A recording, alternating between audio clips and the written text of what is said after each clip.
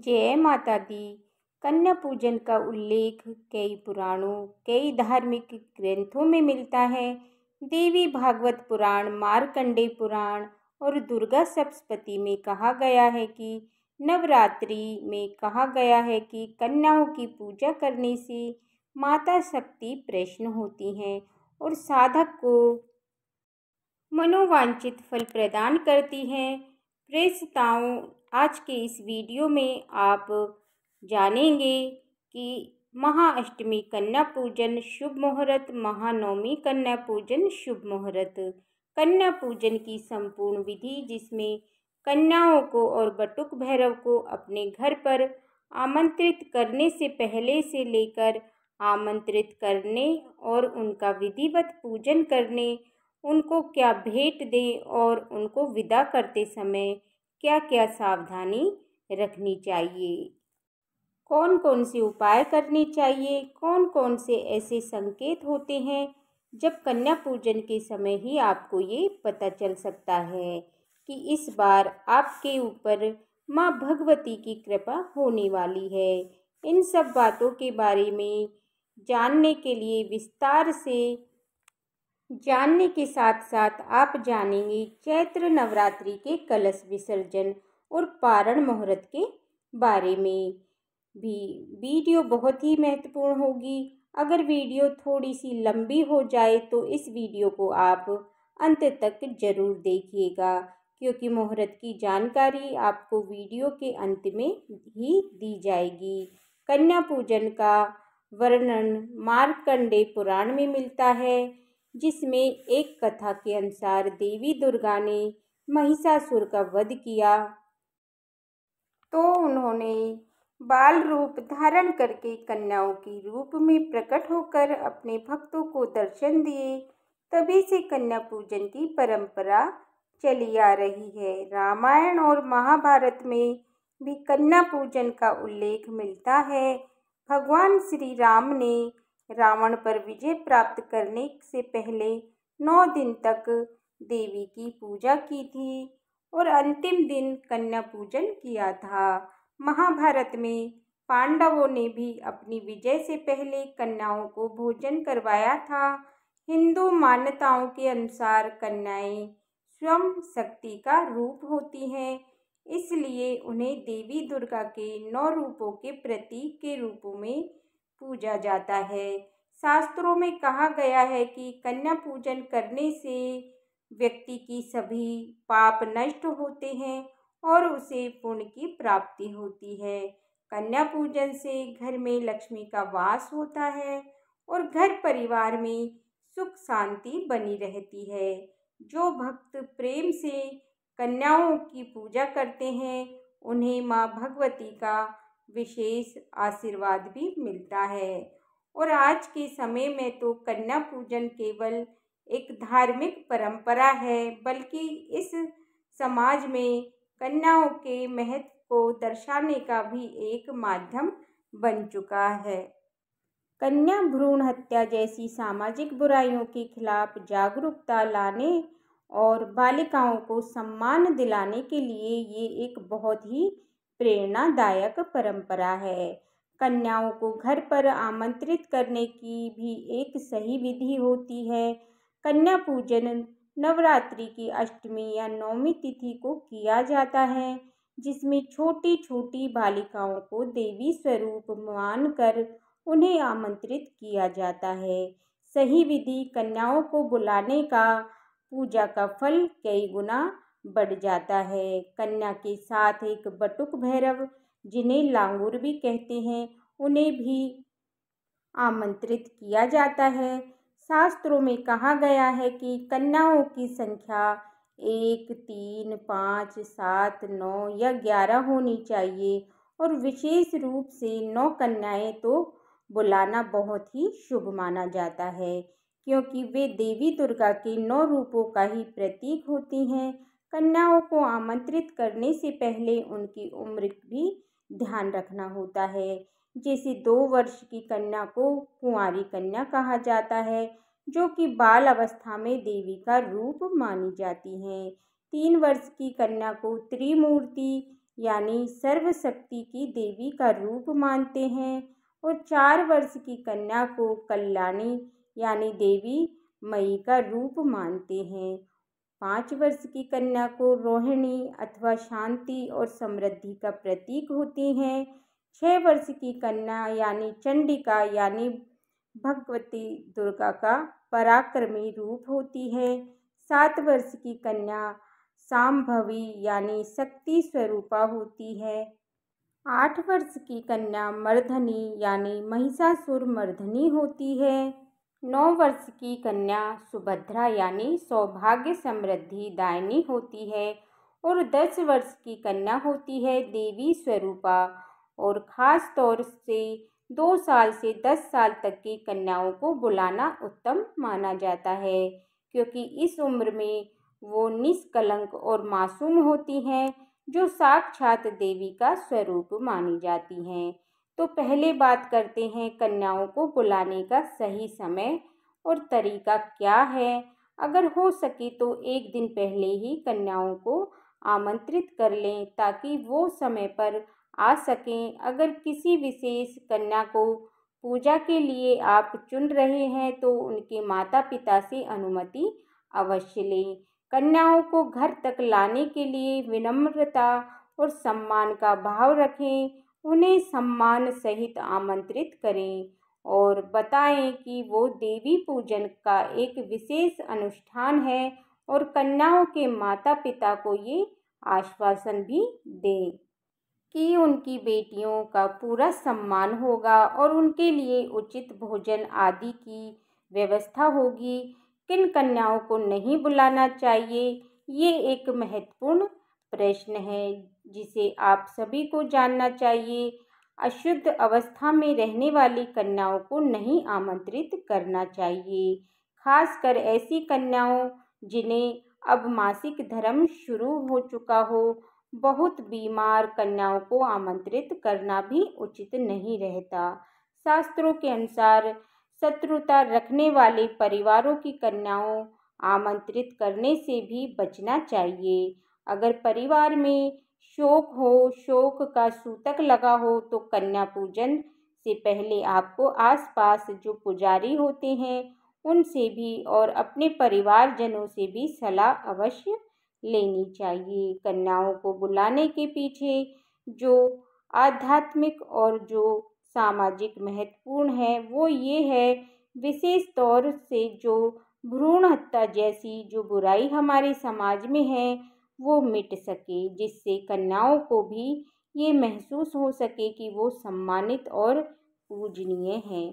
और इसी बात का ध्यान आपको बटुक भैरव को यानी लांगुर को आमंत्रित करते समय भी ध्यान में रखना चाहिए। उन्हें आमंत्रित करने से पहले घर में साफ सफाई रखें। साफ सुथरा धुला हुआ आसन जरूर बिछा लें। कन्या पूजन के लिए आवश्यक सामग्री, जिसमें एक कलश जिसमें जल भरा हुआ हो, उसमें एक पुष्प रखें जिसकी सहायता से आप कन्याओं के चरण धुला सकें। सुपारी, अक्षत, हल्दी, कुमकुम और रौली दीपक और धूप कलावा हाथ में बांधने के लिए, फूल और फूल माला, नैवेद्य भोग के लिए फल और मिठाई या जो भी पकवान आपने बनाए हैं, खीर, पूरी, हलवा, चने और गंगा जल शुद्ध के लिए। कन्याओं के पैर धोने के लिए तांबे या स्टील का लोटा और थाली, आरती के लिए थाली और कपूर, दीपक और कुमकुम और अक्षत, तिलक के लिए चूड़ी, बिंदी, रबर या रिबन श्रृंगार के लिए और वस्त्र अगर आप देना चाहते हो तो, नहीं तो आप लाल चुनरी या दुपट्टा भी कन्याओं को दे सकते हैं। लांगुर के लिए एक साफ रुमाल, एक कोरा रुमाल आप उनके लिए रखें। भोजन या प्रसाद की तैयारियां आप पहले से करके रखें ताकि कन्याओं को भोग में देर ना हो। दक्षिणा के रूप में कुछ धनराशि, जैसे शास्त्रों के अनुसार 11, 21, 51 या 101 रुपये शुभ होते हैं। इसके अलावा कलम, किताब, कॉपी जो शिक्षा के लिए शुभ मानी जाती हैं और इन सब के अलावा आप टिफ़िन बॉक्स, खिलौने आदि उनकी ज़रूरत का कोई भी सामान आप उनको गिफ्ट कर सकते हैं। पूजा से पहले स्नान जरूर कर लें, साफ स्वच्छ वस्त्र पहने, भोजन और प्रसाद बना लें और इसके अलावा सुबह की जो भी पूजा, हवन या इत्यादि आपके घर में होता है वो हवन हो जाए। नवरात्रि के 8वें दिन और अष्टमी कहते हैं, जो विशेष रूप से महिषासुर मर्दनी देवी की पूजा का दिन होता है और इस दिन को कन्या पूजन का दिन माना जाता है। अष्टमी तिथि में कन्याओं को भोजन कराना और उनका पूजन करना उनको अत्यधिक पूर्णदायी होता है। नौवीं तिथि, जिसमें नौवीं पूजन कहते हैं, नौवीं तिथि नवरात्रि का अंतिम दिन होता है और इस दिन विशेष रूप से कन्या पूजन किया जाता है। ये दिन देवी दुर्गा की पूर्ण विजय और समृद्धि का प्रतीक होता है। नौवीं तिथि को कन्याओं को भोजन कराने से और उनका सम्मान करने से संतानहीनों को संतान सुख मिलता है और दरिद्रता का नाश होता है। कन्या पूजन कोई भी कर सकता है। यदि आपने नवरात्रि के पूरे उपवास नहीं भी रखे हैं तब भी आप अष्टमी या नवमी को कन्या पूजन कर सकते हैं। कन्या पूजन का सबसे शुभ समय क्या होता है? तो आमतौर पर सुबह के समय ही कन्या पूजन करना चाहिए, क्योंकि सुबह के समय देवी पूजा हो या अन्य अनुष्ठान हो वो अत्यधिक फलदायी माने गए हैं और ये समय देवी माँ के साथ ऊर्जा और शुभ्रता की साथ जोड़ने के लिए सबसे उपयुक्त समय होता है। कन्या पूजन सूर्योदय के तुरंत बाद से लेकर दोपहर तक कर सकते हैं। अगर सुबह का समय ना मिले तो दोपहर का समय भी उपयुक्त माना जाता है। हालांकि सुबह सुबह का जो समय होता है वो सर्वोत्तम होता है और इसके अलावा शाम के समय में भी कन्या पूजन किया जाता है, लेकिन ये तब होता है जब सूर्योदय के समय पूजा करना संभव ना हो और इस समय में देवी पूजा के साथ दीप जलाना और कन्याओं को सम्मानित करना भी बहुत शुभ होता है। कन्या पूजन का जो महत्व होता है वो बहुत ही महत्वपूर्ण होता है। तो अगर संभव हो तो कन्या पूजन शाम के समय, यदि करना ही हो तो प्रदोष काल के समय या सूर्यास्त से 45 मिनट पहले और बाद के समय में करना चाहिए। इस समय में वातावरण के दौरान एक विशेष शक्ति और शुभता का संचार होता है जो पूजा को विशेष फलदायी बनाता है। जब कन्याएं घर में प्रवेश करें तो उनका स्वागत मुस्कान और प्रेम से करें, ये उनके लिए शुभ संकेत होता है। उन्हें घर के अंदर बुलाएं, समय उनके ऊपर पुष्प वर्षा करें और आप पंखा झल सकते हैं। आप कन्याओं को पंखा झलते स्वागत करें या उन्हें विशेष सम्मान प्रदान करने का एक तरीका होता है।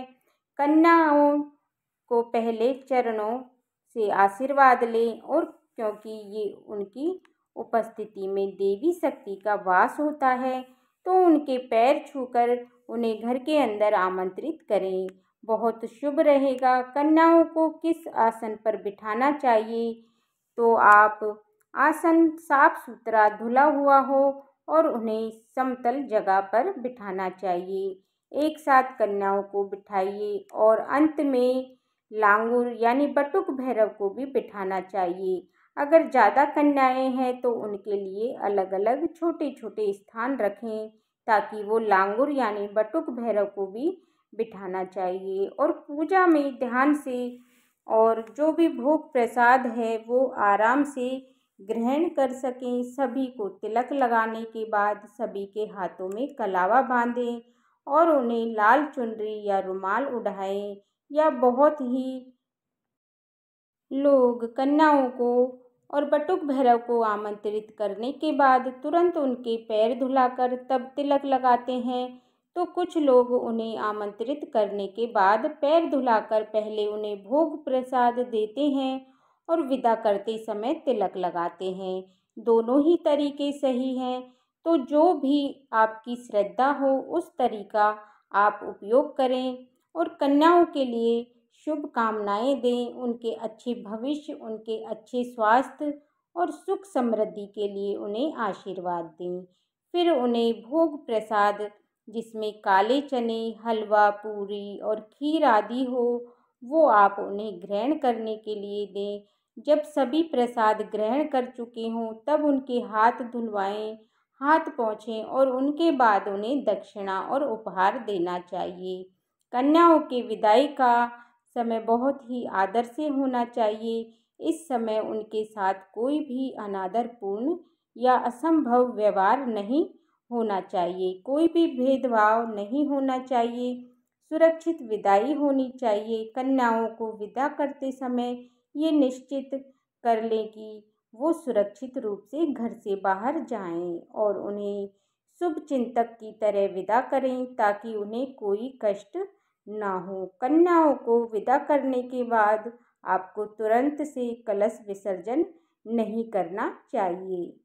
विदाई होने के बाद एक बार फिर से दीपक, धूप, बत्ती जलाकर पूजा स्थल की शुद्धि करें। ये पूरी पूजा को समापन की ओर ले जाता है। फिर गंगा जल या शुद्ध जल का छिड़काव करें। इससे कन्या पूजन की जगह और पवित्र हो जाती है, पूजा का पुण्य और अधिक मिलता है। उसके बाद साफ कपड़े से आप जो पूजा स्थल है, जहाँ पर कन्या भोज है, जो आपने कराया है, उस जगह की आप सफाई कर सकते हैं। ये पूजा की परंपरा सम्मान को सुनिश्चित करता है कि कन्या पूजन के बाद घर के 4 कोनों में 4 दीपक सुबह या शाम के समय जलाने से घर में शुभ शक्तियों का वास होता है, देवी दुर्गा की कृपा बनी रहती है। और अगर व्यापारी लोग कन्या पूजन के बाद घर में बही खाते लेकर आए तो बहुत शुभ माना जाता है। इस दिन घर में विशेष रूप से लक्ष्मी जी का भी पूजन किया जाता है। कन्या पूजन के बाद सुख समृद्धि के लिए आप अपने घर में अपने आसपास कोई भी पौधा लगा सकते हैं जो कि सुख शांति का भी प्रतीक होता है। तुलसी का पौधा लगाना बहुत शुभ माना जाता है और इसके अलावा आप पराजिता, अपराजिता का पौधा भी लगा सकते हैं। तो इस तरह से आप कन्या पूजन से पहले या कन्या पूजन के बाद में कुछ खास उपाय करके कन्या पूजन को पूर्ण फल प्राप्त कर सकते हैं। जो लोग नवरात्रि के उपवास रखते हैं उन्हें पारण कब करना चाहिए? तो देखिए, बहुत से लोग तो अष्टमी तिथि के दिन जिनके घर में कन्या पूजन होता है, तो वो कन्या पूजन करने के बाद जो भोग माता रानी को, कन्याओं को भोग आपने अर्पण किया है, उसी को प्रसाद रूप में ग्रहण करके जो व्रती है वो अपना उपवास खोल लेते हैं, यानी पारण कर लेते हैं। तो कुछ लोग नौमी तिथि के दिन कन्या पूजन करके व्रत का पारण कर लेते हैं, लेकिन जो लोग माता रानी में बहुत ज़्यादा श्रद्धा रखते हैं वो अष्टमी और नौमी तिथि को भी, चाहे उनके घर में कन्या पूजन हो गया हो, उस दिन भी उपवास रखकर 10वीं तिथि को ही व्रत खोलते हैं, यानी 10वीं तिथि में ही अन्न और सादा नमक उससे बना हुआ भोजन ग्रहण करते हैं। तो ये तो अपनी अपनी श्रद्धा पर निर्भर करता है। आप चाहे अष्टमी को कन्या पूजन के बाद या नवमी को कन्या पूजन के बाद, जिनके बाद पारण कर सकते हैं। फिर 10वीं तिथि में सुबह कलश विसर्जन करने के बाद व्रत का पारण कर सकते हैं। कलश विसर्जन अगर हो सके तो 10वीं तिथि को ही करना चाहिए, क्योंकि नवरात्रि में सभी 9 स्वरूपों की पूजा करने के बाद ही जो लोग कलश है वो हटाना चाहिए या माता की चौकी हटानी चाहिए। इस बार चैत्र नवरात्रि की 10वीं तिथि या 10वां दिन 7 अप्रैल दिन सोमवार को पड़ रही है। नवरात्रि व्रत का पारणा और कलश विसर्जन इसी दिन किया जाएगा। 10वीं तिथि प्रारंभ होगी 6 अप्रैल रविवार शाम 7:24 से और 10वीं तिथि का समापन होगा 7 अप्रैल सोमवार रात 8 बजे तक। बहुत से भक्त शाम के समय भी कलश विसर्जन करते हैं, तो ध्यान रखिएगा कि सूर्यास्त से पहले पहले आप कलश विसर्जन कर सकते हैं। आप और 10वीं तिथि को यानी 7 अप्रैल सोमवार को कलश विसर्जन का शुभ मुहूर्त सुबह 9:01 से दोपहर 12:53 तक रहेगा। अगर आप 5 या फिर 6 अप्रैल को कलश विसर्जन करना चाहते हो तो सुबह की पूजा करके सभी 9 देवियों का ध्यान करें और सुबह की पूजा और हवन करने के बाद माँ भगवती को श्रृंगार की सामग्री अवश्य अर्पित करें। उसके बाद आप विधि विधान से कलश विसर्जन कर सकते हैं। शाम को सूर्यास्त से पहले पहले कलश विसर्जन आप कर सकते हैं। तो ये थी आज की वीडियो की जानकारी कन्या पूजन से संबंधित। अगर आपको ये जानकारी पसंद आई हो तो मेरी वीडियो को लाइक करना और कमेंट बॉक्स में जय माता दी अवश्य लिखना मत भूलिएगा। आप सभी को रामनवमी की बहुत बहुत शुभकामनाएं। जय माता दी।